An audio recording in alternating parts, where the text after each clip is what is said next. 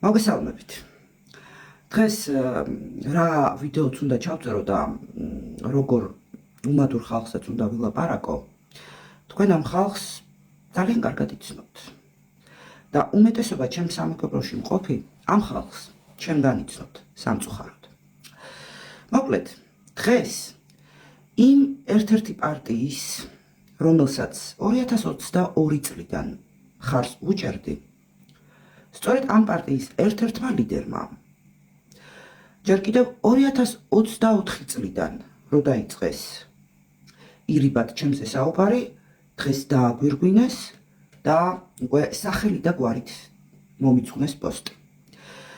ახლა თქვენ ეკრანზე ნახავთ კონსერვატორების საქართველოს, იგივე ალტინფოს ერთ-ერთი ლიდერის დღეს ჩემზე მოწყვნილი პოსტის სკრინს. მე კი წაგიკითხავთ. დავიწყეთ. მეგობრებო, ხატია ჯანაშია უკვე ძალიან დიდი ხანია ჩვენი დაზიანების და საქმის გაფუჭების მეც არაფერს აკეთებს. ის ცდილობს იმ განწყობის გაღვივებას, თითქოს ჩვენ დღესვე შეგვიძლია არაბული ქალაქების მშენებლობის გაჩერება. მაგრამ ამას განზრახ არ ვაკეთებთ. იმის მაგივრად, რომ იერიში მიიტანოს ქართულ ოცნებაზე, თავს გვესხმის ჩვენ, ერთადერთ ძალას, რომელიც ამ მოღალატეობრივ პოლიტიკას რეალურად უპირისპირდება. ყველამ დაიმახსოვროს, ვისაც რა შეუძლია ის უნდა გააკეთოს ოცნების მოღალატეობრივი პოლიტიკის გასაჩერებლად. თუმცა ვინც თავს ჩვენიანად ასაღებს და ამავდროულად შუღლს აღვივებს, თითქოს ერთი ხელის მოსმით შეგვიძლია მშენებლობების შეჩერება და ამას არ ვაკეთებთ, ის ამით ქართული ოცნების წისქვილზე ასხავს წყალს. ამიტომ ფრთხილად იყავით, ვის დაუჯერებთ. ამ სიბრძნის ავტორია ირაკლი მარტინენკო. სანამ მათ მიერ ჩემი მისამართით წლების მანძილზე ირიბად თუ პირდაპირ ნასრულ ტალახზე გადავიდოდე, ამ პარტიის სწორედ ამ ორ ძმას მინდა განსაკუთრებით მივმართო. თქვენზე საერთოდ რა უნდა ვილაპარაკო, ან საერთოდ არ მინდოდა პრინციპში ამაზე საუბარი, მაგრამ განსაკუთრებით თქვენზე რა უნდა ვილაპარაკო მაშინ, როდესაც თავად მიგრანტები მე ქართველს იმიტომ გადამეკიდეთ, რომ საქართველოში მიგრაციის პოლიტიკას ხმამაღლა და ფიზიკურად შევეხე? იმიტომ რომ რიგითი აქტივისტი, რომელმაც თქვენი პოლიტიკა სხვათა შორის ბევრჯერ ხალხს დაუდო სინზე და თქვენ გამო არაერთხელ მიმიღია ხალხისგან ლანძღვაგინება, თუმცა ის იდეა რა იდეის გამოც ვიყავი თქვენთან, ამ იდეას თავად გამოვთხარეთ ძირი. ფსკერიც მოგაწრეთ და ხალხს ის ძმები მარტინენკოები, რომლებიც პატრიოტებად გვევლინებოდით, მოევლინეთ სწორედ ამ პარტიის თავად დამშველებად. რატომ?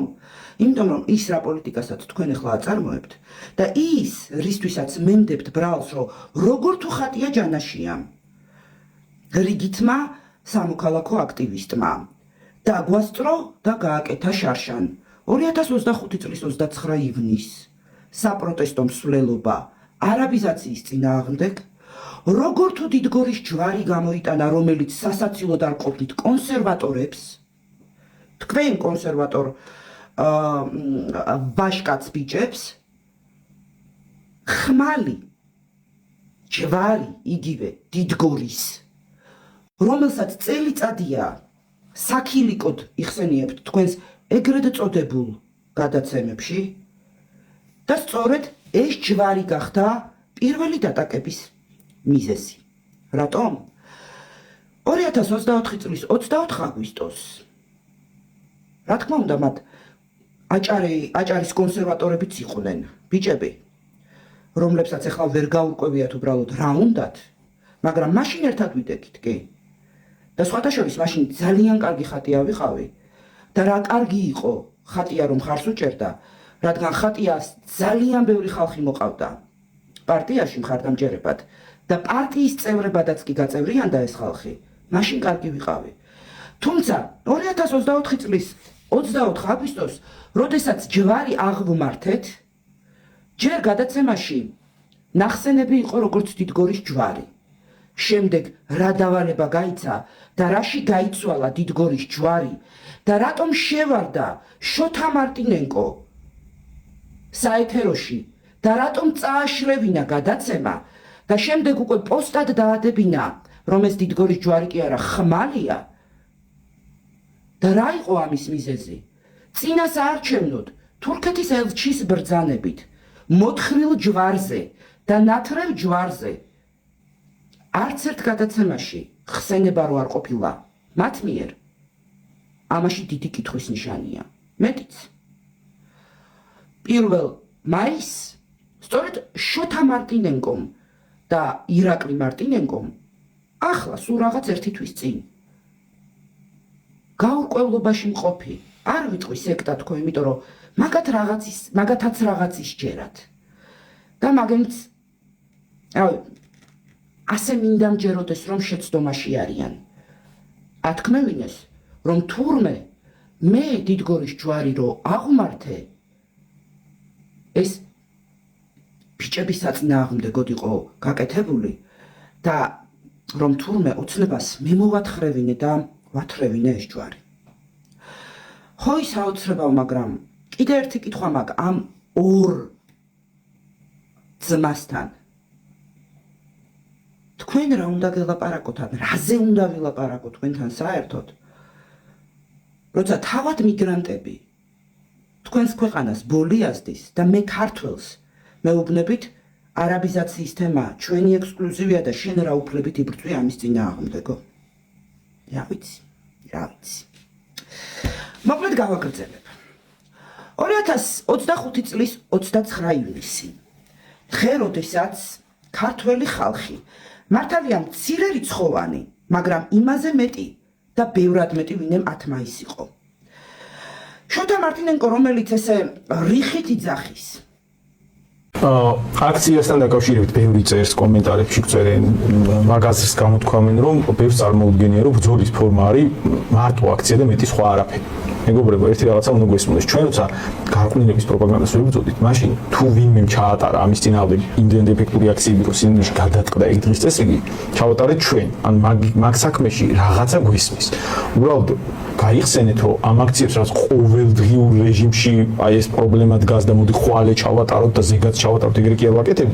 ამას ჭირდება შესაბამისი მომზადება, შესაბამისი მომენტი და უნდა მოამწიფო და იმუშაო ამაზე, რომ ისეთი ეფექტური იყოს გარკვეულ მომენტში და ისეთი ფორმა ქონდეს, რომ ამან ითამაშოს შეიძლება გარდამტეხი როლი. ამიტომ მან შეიძლება დიდი პრობლემა აღმოჩნდეს თუ ამდენად მნიშვნელოვან თემაზე დაანონსე აქცია, რომელმაც რაოდენობრივად ეფექტურობის ფორმით ახლოსაც ვერ მიიტანა სურათი იმასთან, რაც გადაჭრას ან რაიმე ეფექტური შედეგის დადებას გულისხმობს და მანდიდან გამომდინარე შეიძლება მაგან უკუ რეაქცია იქონდეს.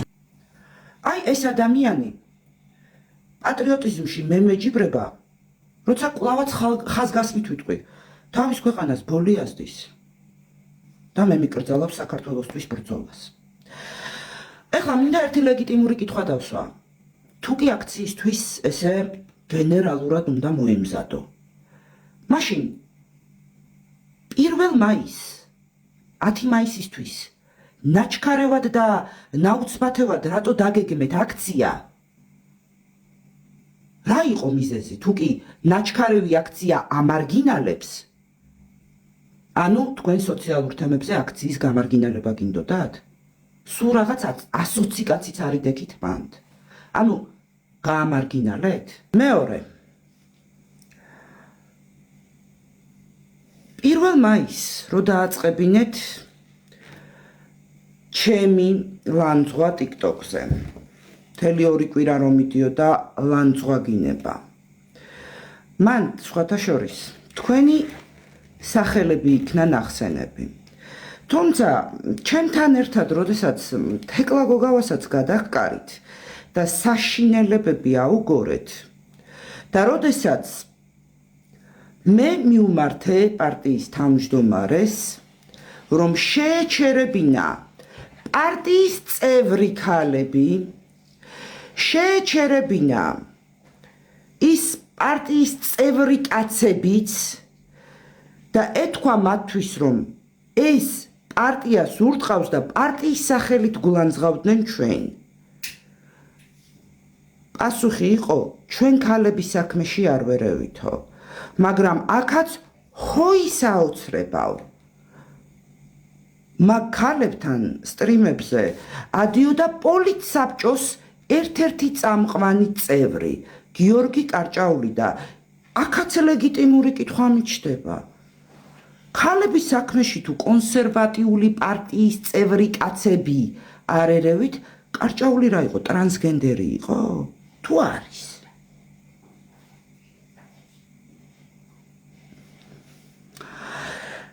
გავაგრძელოთ. როდის დაიწყო განსაკუთრებულად ჩემზე ირიბად დარტყმები? 29 ივნისს იყო საპროტესტო მსვლელობა და 29 ივნისის შემდეგ 30 ივნისს მთელმა კონსერვატიულმა ფლანგმა გააზიარა, რომ დღეს 9 საათზე იქნება საგანგებო ანალიტიკაო, სადაც 1 და 50 წუთიან გადაცემაში 1 და 20 წუთი მიეძღვნა ხალხის მიერ მოწყობილ აქციას.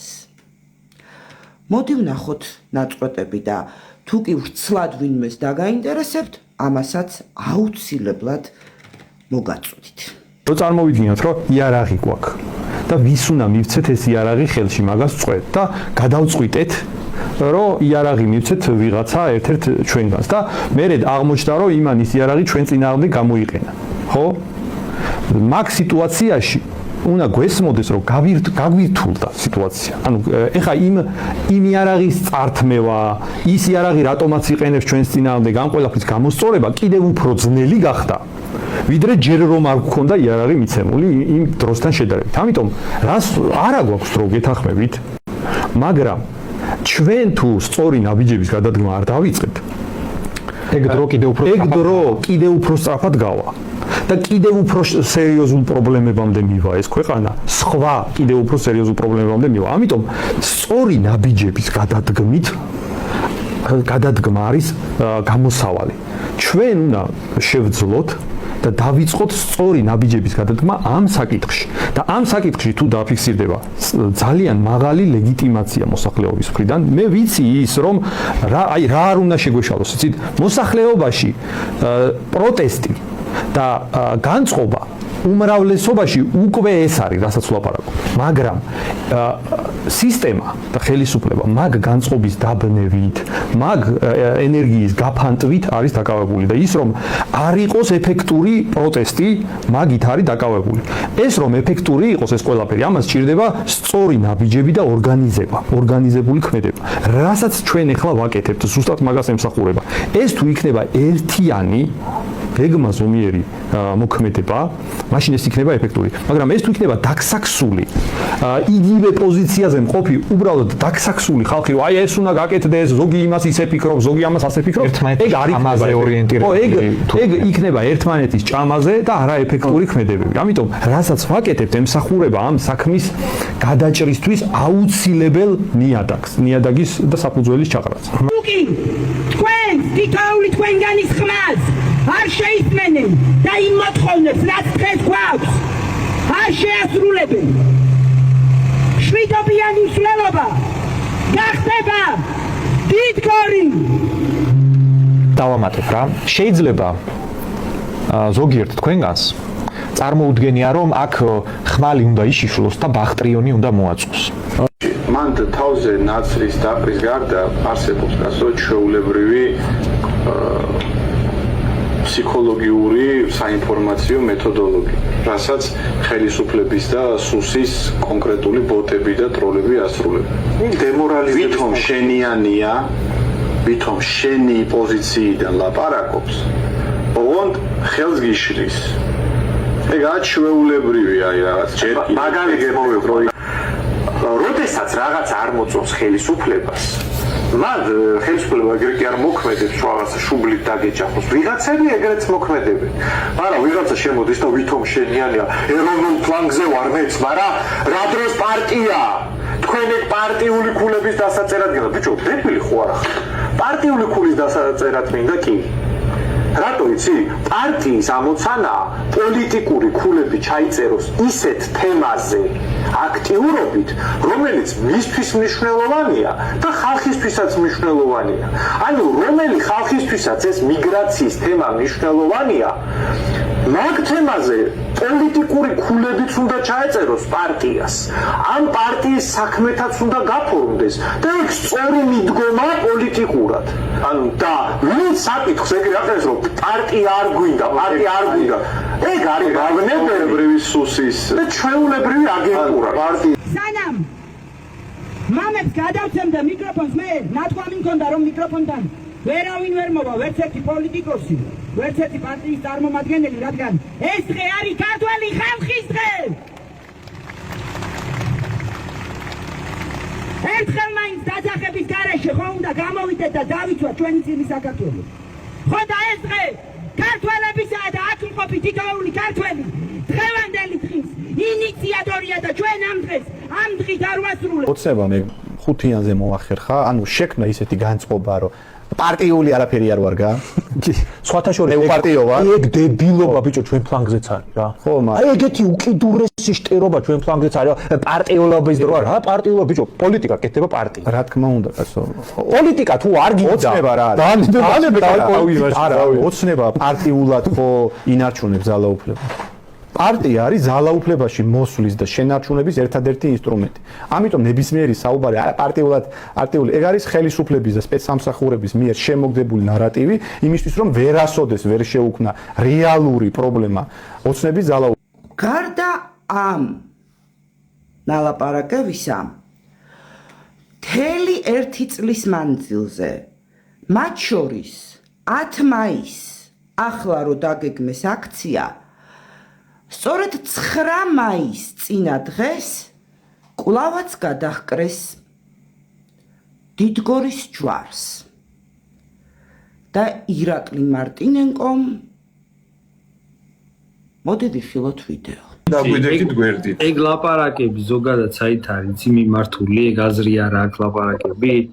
აი ხა აქვე ეთერში თუ ვიშიშლებთ ხმლებს და გავექანებით და ალყაში მოვაქცევთ ჯერ რაღაც თავრობის იმას, მერე ავიღებთ იმას, მერე ნელ-ნელა დავიკავებთ იმას. რაღაცა ეგეთი სცენარები წარმოუდგენია ხოლმე ხალხს. აი მაგას აქ აზრი და ასე ლაპარაკით და პოლიტიკურად გაყოლას აზრი არ აქვს, მაგრამ რეალობა ის არის, რომ ისტორიაში ეგეთი არ მომხდა რა არასდროს. ეხლა ვიღაცა უცბად ხმალი ამოიღო, გაექანა, ეგ ადრე იყო ხოლმე, კი ბატონო. ადრე კარგი დრო იყო შეიძლება. როცა იყო ეგ, მაშინაც არ იყო ეგრე.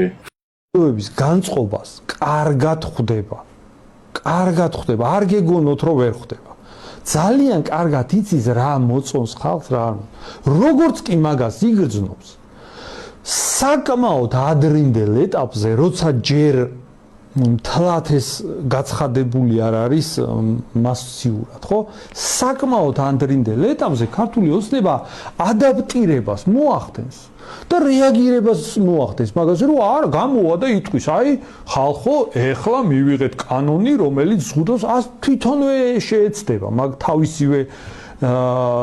თავისივე გაფუჭებულის ქულები რო დაიწეროს. მაგას ეცდება. და სხვა მექანიზმი, მეგობრებო, არ არის თქვენ თუ არ დაუჭირეთ მხარი პოლიტიკურ ძალას, რომელიც ამ პრობლემაზე საუბრობს. ოღონდ პოლიტიკურ ძალას. ვიღაც ბლოგერს, რომელიც ამაზე საუბრობს, იმას რამდენიც კიდე დაუჭირეთ, ქართულ ოცნებას არ აწუხებს. შენ უნდა დაუჭირო მხარი სხვა პოლიტიკურ ძალას. შეეშინდება ქართულ ოცნებას მაგ შემთხვევაში და შეცვლის თავის პოლიტიკას. ირაკლი მარტინენკოს ეს თავისი გესლი აღჩობს და ყოფნის იმის ვაჟკაცობა, რომ მე მტრად გამომაცხადოს, თან თურმე დიდი ხანია ვერ ბრძვი. ოღონდ ერთი რამ დაავიწყდა ირაკლი მარტინენკოს, ბატონ მიგრანტს, რომ მე რომელიც თურმე დიდი ხანია იდეას ვერ ბრძვი, 7 დეკემბრის აქციისთვის 2 დეკემბრიდან 6 დეკემბრის ჩათვლით გამყინვარებაში მეგობრებთან ერთად პიკაპზე ვიჯექი კუზაოზე და მთელი 4 დღე 7 დეკემბრის აქციისთვის მთელი თბილისი და მთელი რუსთავი მოუწოდებდი ხალხს, რომ აქციაზე გამოსულიყვნენ. რამაც ხალხის სრული რაოდენობა ამას ნამდვილად არ ვიტყვი, მაგრამ ძალიან დიდი ნაწილი სწორედ ამ მოწოდებების გამო გამოვიდა. 7 დეკემბერს 6 საათზე პარლამენტთან გავადებით ყველას არაბული ქალაქების წინააღმდეგ, უცხოთამელი მიგრანტების ჩამოსახლების წინააღმდეგ, საქართველოს მიწების გასხვისების წინააღმდეგ. გამოდი და დაიცავით თქვენი წილი საქართველოს. იავი, რა უნდა გელაპარაკო ახლა მე შენ? უბრალოდ გეტყვი იმას, რომ ძალიან საცოდავი ხარ.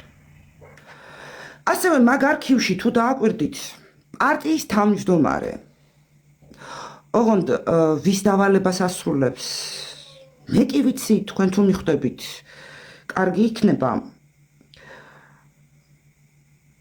ესე საწყლად ლაპარაკობს, რომ ეგეთი ადამიანები, ვინც უპარტიო აქციას აანონსებენ, ვინც იძახიან, რომ მე უპარტიო ვარ, თურმე ვასხავთ ოცნების წისქვილზე წყალს.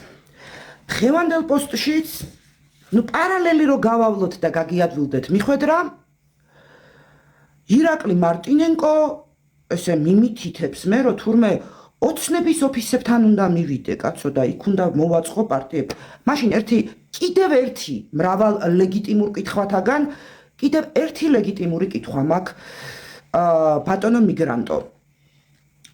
იცი რა მაინტერესებს? წინა საარჩევნოდ რო ეუბნებოდით ხალხს ესე რიხით, რომ თუ ოცნება არ გაითვალისწინებს, რომ ხალხის აზრს არ გაიტანს, ხალხს რაც უნდა მაგას არ გააკეთებს, ხალხის აზრი დაიგნორებული იქნება, ჩვენ მოვაწყობთ პიკეტირებას და არჩევნების მერე რაღაცა ეს პიკეტირების თემა აღიგავა პირისაგან მიწისა და თქვენ რას ელოდებით? ოცნების ოფისებთან რატომ არ აწყობთ აქციებს? თუ ხო, თქვენ პარტია ხართ და ჩარჩოები გიჭერთ. სიმეა ეს ჩარჩო. სხვათა შორის და თქვენ ყველა ერთად აღებული ეს 4-ეული ბრძენმეტყველი.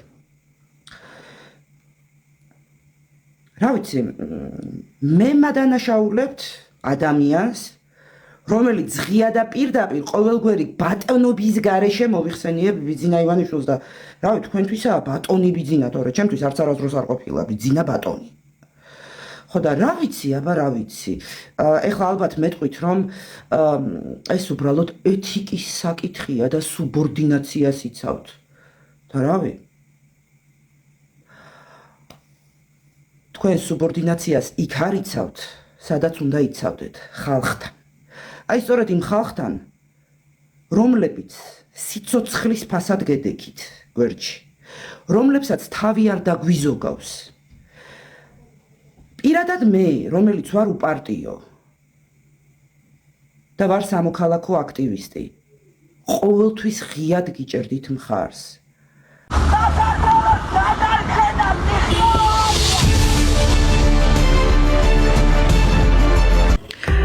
ხშირად მეკითხებიან, თუ რა არის ჩემთვის ალტინფო. ალტინფო ჩემთვის არის დავით აღმაშენებელი. რადგან ალტინფო ჩემთვის არის დიდგორი. რადგან ალტინფო ჩემთვის არის წინაპართა ნაკვალევზე სვა. რადგან ალტინფო ჩემთვის არის ღირებულებებით სავსე საქართველო. რადგან ალტინფო ჩემთვის არის ტრადიციული საქართველო. რადგან ალტინფო ჩემთვის არის მართლმადიდებლური საქართველო. ძალიან ბევრი რადგან არის. თუმცა ძალიან დიდ დროს აიღებს ამდენი რადგანის ჩამოთვლა. მიუხედავად ამდენი წნეხისა, ამდენი დაბლოკვისა, პარტიის გაუქმებისა, ალტინფოში არის იმ ადამიანების ერთობა, რომელთაც უკან დახევა არჩევით, რომლებიც აგრძელებენ ბრძოლას საქართველოს გადასარჩენად, რომლებიც ყველაფერს აკეთებენ იმისათვის, რომ იმ ადამიანების იმედები არ გააწმილონ, რომლებმაც დაინახეს საქართველოს ხსნა მათში. ალტინფოში არიან ის ადამიანები, რომელთა წარსულშიც ვერ იპოვით ვერც ერთ შავ ლაქას და ვერანაირ ხინჯს. ალტინფოში არიან ის სუფთა წარსულის და სუფთა გულის ადამიანები, რომელთა ამბიცია ნამდვილად არ არის ხელისუფლებაში ყოფნა. უბრალოდ ხელისუფლებაში ყოფნა არის შესაძლებლობა იმისა, რომ საქართველო გადარჩეს ერთხელ და სამუდამოდ. ძალიან მალე, სულ რაღაც 5 თვეში. ჩემი, შენი და ჩვენი ალტინფო აუცილებლად გაიმარჯვებს და დაიწყება საქართველოს აღმასვლა. აი ეს არის ჩემთვის ალტინფო. გამარჯვებამდე დარჩენილია 5 თვე და ჩვენ ერთად ვიზეიმებთ საქართველოს გამარჯვებას. ქართული ოცნების მონობის და სიმხდალის წყალობით კონსერვატორებს ბოლო 2 თვეა პარტია არ გაგვაჩნია. ლიდერები კი ჯერჯერობით ვერ აგრძელებენ მხარდამჭერებთან წინასაარჩევნო შეხვედრებს. თუმცა, მიუხედავად ქართული ოცნების მიერ ხელოვნურად შექმნილი პრობლემებისა, ალტინფოს ლიდერები აგრძელებენ ბრძოლას საქართველოს გადარჩენისათვის და მუშაობას იმისათვის, რომ კონსერვატიულ ფლანგს დაუბრუნდეს არჩევნებში ხმის მიცემის უფლება. ჩვენ კი ამ დიდი ოჯახის მხარდამჭერები ვაგრძელებთ პარტიის გვერდში დგომას და ეკრანზე მითითებულ ანგარიშზე თანხის დარიცხვას, რათა ქართულმა ოცნებამ ვერ შეძლოს ჩვენი ტელევიზია ალტინფოს ხმის ჩახშობა.